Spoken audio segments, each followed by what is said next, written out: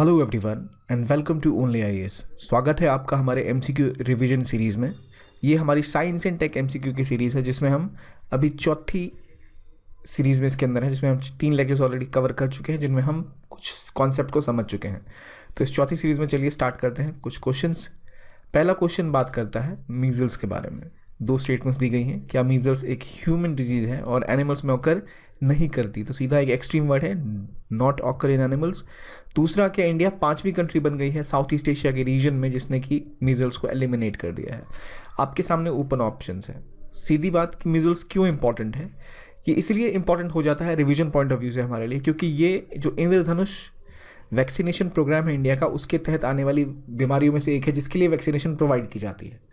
इंद्रधनुष बहुत important topic है, हम इसके बारे में पहले भी बात कर चुके हैं। इसमें जो बीमारियां हैं वो आपको पता होनी चाहिए। तो मिजल्स उनमें से एक है, तो ऑब्वियसली इंडिया में एलिमिनेट नहीं हुई है, यानी ये स्टेटमेंट तो गलत हो गई। और ये बिल्कुल इंसानों की डिजीज़ है और एनिमल्स में ऑकर नहीं करती। तो आपका आंसर सीधा ए यानी 1 ओनली आना चाहिए। पॉइंट ये है कि होती कैसी है ये मीजल्स। तो मीजल्स बिल्कुल चिकन पॉक्स की तरह होती है, पूरे बॉडी पे लाल लाल दाने पड़ जाते हैं और बच्चों में अक्सर काफ़ी ज़्यादा ये बीमारी पाई जाती है। और ख़ास बात यह कि इंडिया के आसपास किस किस को इससे अभी तक फ्री किया गया है, तो श्रीलंका, भूटान, कोरिया जैसी कंट्रीज़ को मिजल्स फ्री डिक्लेयर कर दिया जा चुका है। तो देखें तो क्या कहानी है इसकी। तो ये देखिए, फीवर हो जाता है इसमें, ऐसे ही आपको रेड बॉडी पे स्पॉट्स बन जाते हैं, नाक बहती है, कफ आ जाता है और इस तरह की चीज़ें जो नॉर्मली आप चिकन पॉक्स के साथ एसोसिएट करते हैं, कुछ कुछ वैसी ही मिलती जुलती चीज़ें मिजल्स में होती हैं। WHO ने, जैसे मैंने आपको बताया, श्रीलंका को मिजल्स फ्री डिक्लेयर कर दिया, जो इस रीजन की 5वीं कंट्री है। इससे पहले भूटान, मालदीव्स, कोरिया और तिमोर लेस्ट को ऑलरेडी मिजल्स फ्री डिक्लेयर कर दिया जा चुका है। तो ये हो गई मिजल्स की बात। याद रखिए, आपको इंद्रधनुष के अंतर्गत कौन कौन सी बीमारियाँ आती हैं वो याद होनी चाहिए, किन किन के लिए वैक्सीनेट किया जाता है। राइट, चलिए आगे बढ़ते हैं। अगले क्वेश्चन में बात हो रही है एक्यूट एन्सेफेलाइटिस सिंड्रोम की, AES। काफ़ी न्यूज़ में रही थी ये बीमारी, काफ़ी बच्चों की जान चली गई इसके चक्कर में। 3 स्टेटमेंट्स दी गई हैं। क्या इसे चमकी बुखार के नाम से लोकली जाना जाता है? क्या सर्दियों में जब लो टेम्परेचर होता है और ह्यूमिडिटी ज़्यादा होती है, यानी आर्द्रता और सर्दियों का मौसम, इसके लिए बहुत ही आदर्श एक स्थिति उत्पन्न करता है और उसी टाइम में ज़्यादा AES यानी एक्यूट एन्सेफेलाइटिस सिंड्रोम फैलता है। तीसरा, क्या जैपनीज एन्सेफेलाइटिस वायरस एक प्रमुख कारण है इसके इंडिया में फैलने का AES के। तो अगर आपने इसको कवर किया है करंट अफेयर्स में तो काफ़ी इजी है आपको इसका आंसर्स पे जाना, क्योंकि सीधी सी बात है कि ये सर्दियों के बजाय जून में स्प्रेड आउट हुआ था। कहाँ पर? तो बिहार में, मुजफ्फरपुर के रीजन में, जहाँ लीची खाने की वजह से कहा जा रहा था कई बच्चों की मौत हो गई थी। लेकिन असल में वो जो उनकी मौत हुई थी इसलिए हुई थी कि इतनी ज़्यादा उनको ग्लूकोज की कमी थी बॉडी में और उनको ये एन्सेफेलाइटिस फैल गया था। लीची के खाने के बाद कुछ और टॉक्सिन उनके बॉडी में जनरेट हो रहे थे। तो ये कहानी थी इस बीमारी की, जो जून के आसपास फैली थी। तो दूसरी स्टेटमेंट तो आप नॉर्मली भी लॉजिक लगा के कैंसिल आउट कर सकते हैं, तो बच गए 1 और 3 जो इसका करेक्ट आंसर है। राइट, देखते हैं एक्यूट एन्सेफेलाइटिस के बारे में थोड़ी बहुत जानकारी। अब देखिए, ये इसे लोकली चमकी बुखार कहा जाता है, जहाँ बच्चे बेहोश होने लगते हैं, बहुत तेज़ बुखार हो जाता है उन्हें। कई बच्चों की इंडिया में जान चली गई थी इस चक्कर में। और स्पेसिफिकली जब ये ऐसा होता है बच्चों में, तो स्पेसिफिकली उनको उल्टियाँ होने लगती है, तेज़ बुखार हो जाता है और काफ़ी ज़्यादा उनको इरिटेशन होने लगती है। अब ये किसकी वजह से फैलता है, तो यहाँ मैंने पहले ही मार्क कर रखा है, herpes simplex virus, Epstein Barr virus, जिसकी वजह से मीजल्स और मम्स होते हैं। इसके अलावा कुछ ऐसी ही और एन्सेफेलाइटिस के जो आर्बो वायरस हैं, वो है जैपनीज एन्सेफेलाइटिस वायरस, टिक-बोन एन्सेफेलाइटिस और वेस्ट नाइल एन्सेफेलाइटिस वायरस। अब देखिए, ये जो पॉइंट है, इस पॉइंट को हमें उतना डिटेल में कवर करना इंपॉर्टेंट नहीं है, लेकिन हाँ, हमें ये पता होना चाहिए अच्छा ये हर्पीस सिम्प्लेक्स वायरस के थ्रू फैल रहा है। क्योंकि अगर हम हर बीमारी की डिटेल में जाएं तो एक पॉइंट के बाद कवर नहीं कर सकते, लेकिन अगर कोई एक ही वायरस है जो कई बीमारियों को फैला रहा है, तो हम उसको थोड़ा बहुत अपने रिवीजन के थ्रू कोशिश कर सकते हैं कि हम अवेयर हो ताकि एलिमिनेट कर पाएँ। हम इससे छुटकारा कैसे पाएंगे, तो आपको सैनिटेशन बढ़ाना, यानी हाथ पैर धोने और जिसको भी ये बीमारी है उससे दूरी बनाए रखना बहुत इंपॉर्टेंट पार्ट होता है। काफ़ी ज़्यादा फैला हुआ है इंडिया में इसका स्ट्रक्चर, काफ़ी बच्चों की जान गई है इसमें, तो इसलिए गवर्नमेंट लगातार कोशिश कर रही है इस बीमारी को कंट्रोल करने के लिए। चलिए अगले क्वेश्चन पे आते हैं और देखते हैं साउथ ईस्ट एशियन कंट्रीज़ में किन किन कंट्रीज़ ने हेपेटाइटिस बी को काफ़ी सफलतापूर्वक कंट्रोल कर लिया है।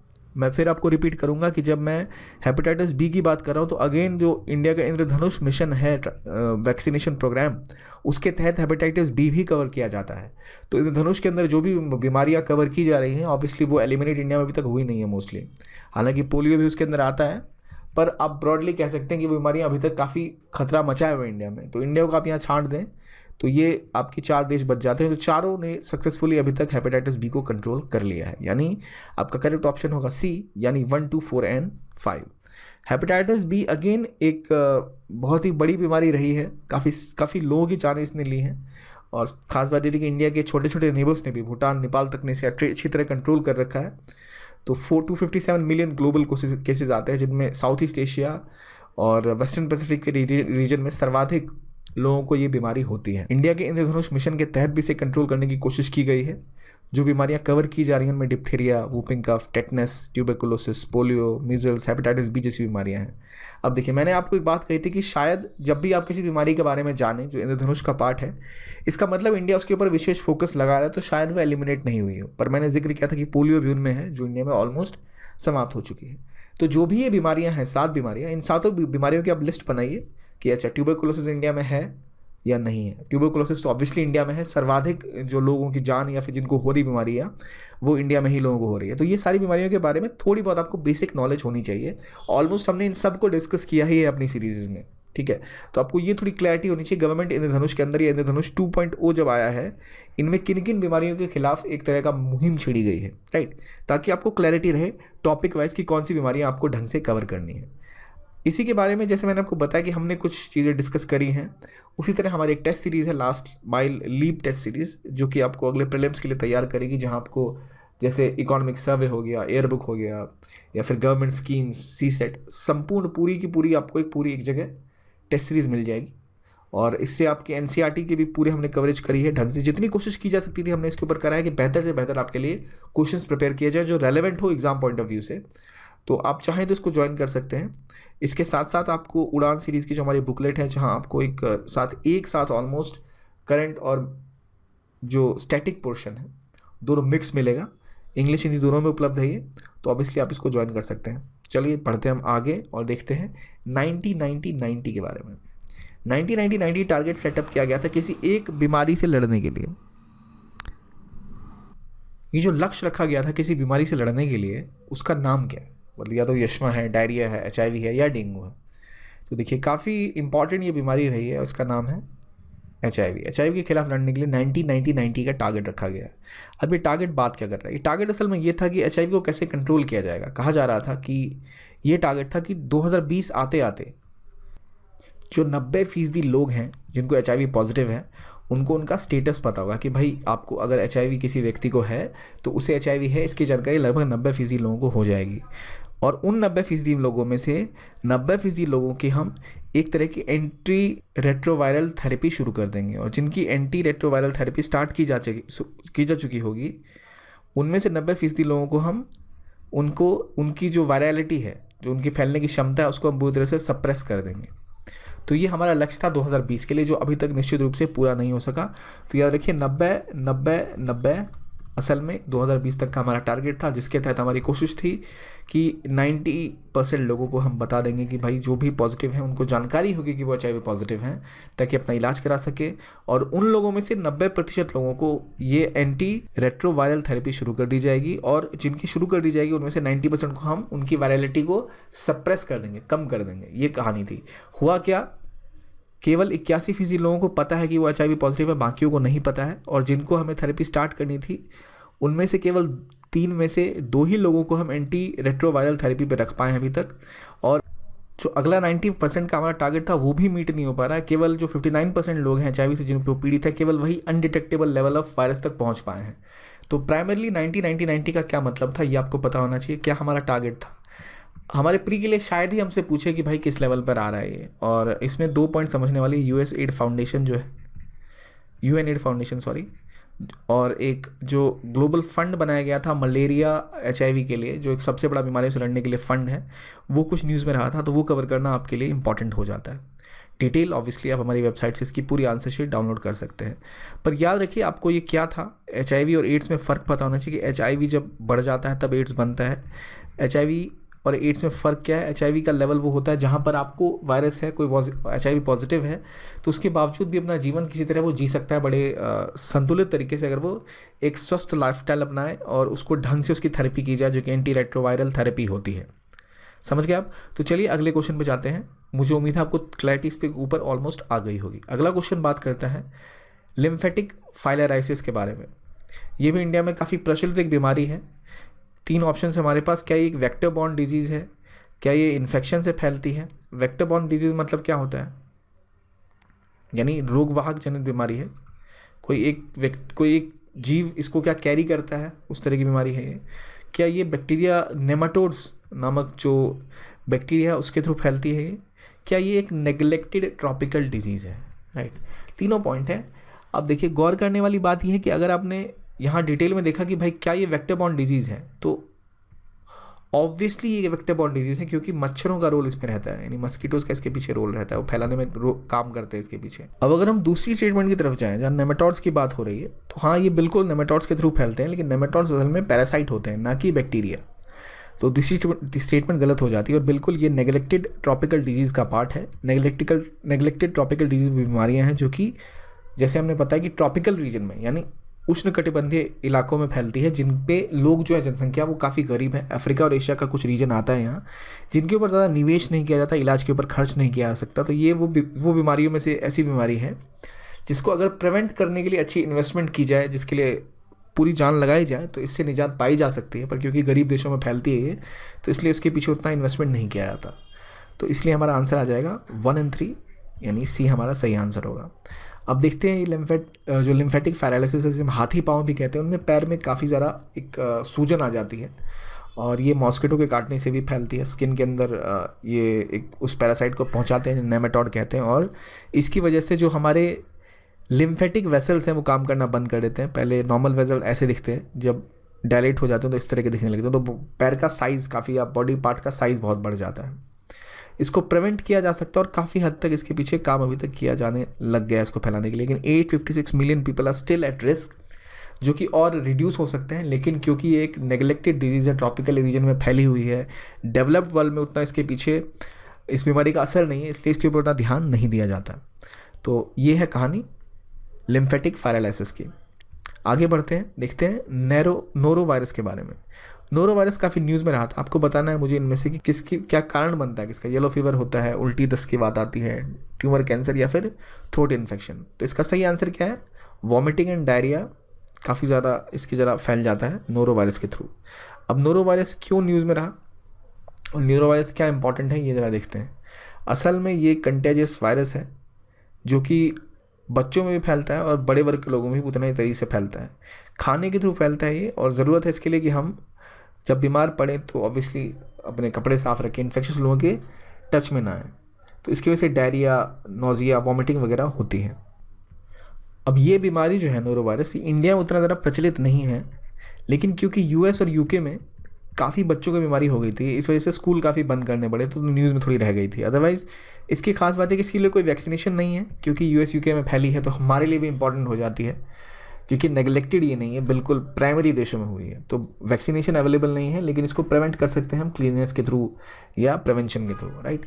तो ये तो था इजी सा आंसर क्वेश्चन। आगे देखते हैं। अब देखते हैं अगले क्वेश्चन पे, जो बात करता है टाइफॉइड के बारे में। टाइफॉइड क्या वायरस से फैलता है, और क्या transmission of disease always takes place between humans? बताइए मुझे, क्या टाइफॉइड केवल इंसानों में फैलता है, और क्या ये केवल वायरस के थ्रू फैलता है? बताइए।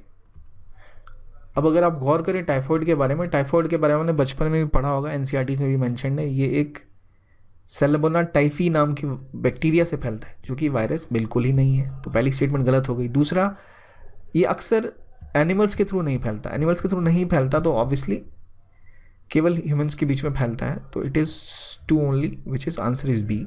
ख़ास बात यह है कि ये इसकी वैक्सीन भी है, राइट। और ये असल में कंटेमिनेटेड फूड के थ्रू या पानी के थ्रू काफ़ी फैलता है। तो पानी को ऑब्वियसली कई उबाल के पीने के लिए कहा जाता है, स्पेसिफिकली गांव के रीजन में जहाँ पानी कंटेमिनेटेड हो सकता है। इसलिए काफ़ी लोगों को इंडिया में टाइफाइड होता है। तो बेसिक सी बीमारी है। आई होप इतनी डिटेल में तो आपको पता होगी कि इसकी वैक्सीन का नाम क्या है। टीसीवी के नाम से जाना जाता है शायद।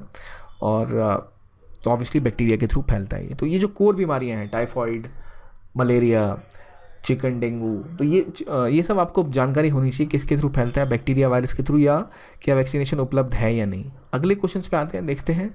With reference to avian influenza. Avian influenza काफ़ी न्यूज़ में रहा था इंडिया में, दुनिया भर में असल में। और क्या ये disease transmitted from pigs to humans? India has been declare free from avian influenza यानी H5N1। बताइए क्या इसका सही आंसर है? अब ख़ास बात की गई है पिग्स टू ह्यूमंस, असल में ये बर्ड्स टू ह्यूमंस फैलता है। पिग्स टू ह्यूमंस भी फैल सकता है लेकिन बर्ड्स टू ह्यूमंस फैलता है, तो इसलिए पहली स्टेटमेंट गलत हो गई। दूसरी बिल्कुल सही है, एवियन इन्फ्लुएंजा यानी बर्ड फ्लू जिसे हम कहते हैं, उससे इंडिया को अब फ्री डिक्लेयर कर दिया जा चुका था हाल के समय में, तो दूसरी स्टेटमेंट सही होती है, which leads to be only, right. अब देखते हैं एवियन इन्फ्लुएंजा के बारे में। ये असल में बर्ड्स में फैलता है, राइट, बर्ड फ्लू। जब स्वाइन फ्लू होता है तो वो हमें पिग्स के थ्रू मिलता है, ठीक है। अब असल में जितने भी पोल्ट्री के एनिमल हैं जिनको पाला जाता है, एक दूसरे से फैलता है, फिर हम उनको अगर खाएं तो हमें हो जाता है। तो इसमें प्रॉब्लम क्या होती है, हमें इन्फ्लुएंजा हो जाता है, बहुत तेज़ बुखार, कफ, स्नीजिंग हो जाती है, और ज़्यादा जान के लिए जोखिम तो नहीं है पर कुछ लोगों की जान भी चली गई है इसके चक्कर में। तो एवियन इन्फ्लुएंजा इसलिए इंपॉर्टेंट है क्योंकि वायरल काफ़ी ज़्यादा है, पोल्ट्री को काफ़ी लॉस होता है, अर्थव्यवस्था को उस तरह से बहुत नुकसान पहुंचाती है ये बीमारी। तो उम्मीद है आपने इसके बारे में तो बेसिक कवर किया ही होगा। अब H5N1 जो वायरस है, इस पर तो क्वेश्चन भी प्रीलिम्स में आ चुका है। तो H1N1, H5N1 कौन सी बीमारी क्या है, अगर आपको मैच करने दिया जाए तो आपको क्लैरिटी होनी चाहिए कि H5N1 कौन सी बीमारी है, H1N1 कौन सी बीमारी है, राइट। चलिए आगे बढ़ते हैं, अगला क्वेश्चन देखते हैं। सैल्मोनेला काफ़ी न्यूज़ में रहा था, ये क्या है बताइए मुझे। असल में अगर आपने न्यूज़ कवर करी है, करंट अफेयर्स टॉपिक से रिलेटेड क्वेश्चन है ये। सैल्मोनेला इज़ अ बैक्टीरिया जो कि डायरिया फैला सकता है, और खानों में स्पेसिफिकली जो कंटेमिनेटेड फूड होता है अगर आप इसे खाएंगे तो काफ़ी बीमारियां फैल सकती हैं, और ये डायरियल इलनेस के लिए होता है। ऐसी नहीं है कि जान चली जाती है किसी की, पर तबीयत ख़राब काफ़ी हो सकती है इसकी वजह से। अगर किसी एनिमल को भी हो गया जो कुछ खा रही है या उससे आप टच में आ गए तो आपको भी बीमारी हो सकती है। बट पॉइंट ये है कि हम क्यों पढ़ रहे हैं इस रैंडम सी बैक्टीरिया के बारे में? हम इसलिए पढ़ रहे हैं क्योंकि यूएस की जो फूड अथॉरिटी है उसने जो MDH मसाले हैं उसमें सैल्मोनेला उनको मिला था, तो उन्होंने कहा था कि भाई हम इसको नहीं लाने देंगे। तो उन्होंने इसके खिलाफ कहा था कि भाई ये तो इन्फेक्टेड मसाले हैं, ये अलाउड नहीं होंगे। तो इसलिए इम्पॉर्टेंट हो जाता है कि अगर कोई बॉडी इंडिया के किसी स्पेसिफिकली फूड मैन्युफैक्चरर के खिलाफ कोई ऐसा लॉ वॉ लाती है या कुछ ऐसा पता लगता है उसको, जैसे हनी के केस में हाल में हुआ था, शहद काफ़ी ज़्यादा कंटेमिनेटेड थे, तो किस बॉडी ने वो टेस्ट किए थे मुझे बताइए आप, राइट। इंडिया के किस जर्नलिस्ट ग्रुप ने असल में उसके भेजा था टेस्ट करने के लिए? ये सब बेसिक सी चीज़ें हैं, आपको जानकारी होनी चाहिए, आपने करंट अफेयर्स अगर कवर करा है तो। चलिए अगले पे आते हैं। वेस्ट नाइल वायरस की बात हो रही है। वेस्ट नाइल वायरस के बारे में कुछ स्टेटमेंट दी गई हैं, पता करना है कौन सी करेक्ट स्टेटमेंट्स हैं। पहली, ये एक मस्कीटो बॉर्न यानी मच्छर जनित बीमारी है। दूसरी, ये एनिमल और ह्यूमन टू ह्यूमन कॉन्टैक्ट के थ्रू फैलती है। तीसरा, ये न्यूरोलॉजिकल डिजीज़ फैलाती है इंसानों में। तो अगर आपने, फिर मैं रिपीट करूँगा, करंट अफेयर्स ढंग से पढ़ा है तो ये क्वेश्चन आपसे बन जाएगा, राइट।